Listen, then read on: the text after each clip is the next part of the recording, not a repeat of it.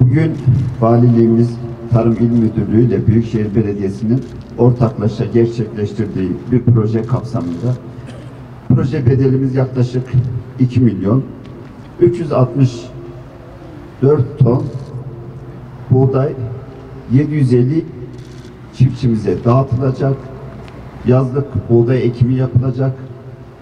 Biz özellikle ilimizde ekilebilecek bir karış toprağın ekinsiz bırakılmaması, hatta mümkünse balkonlarımızdaki saksılarda bile ekim gerçekleştirmeliyiz. Özellikle tarım ürünlerinin temininde dünyada ciddi bir sıkıntı yaşanmakta ve Rusya-Ukrayna savaşı da bu konudaki sıkıntıları bütün dünyaya ve bize de gösterdi. Onun için tarıma çok ciddi üzerinde durmalıyız. Bu proje sonunda 4750 ton buğday hasatını inşallah bekliyoruz.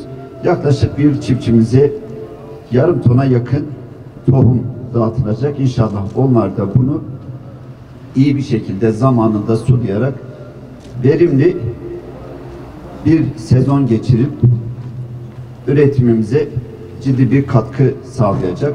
Bu bizim yaptığımız projeyle hem bir farkındalık yaratmak hem çiftçilerimizin, vatandaşlarımızın dikkatini çekmeye çalıştık.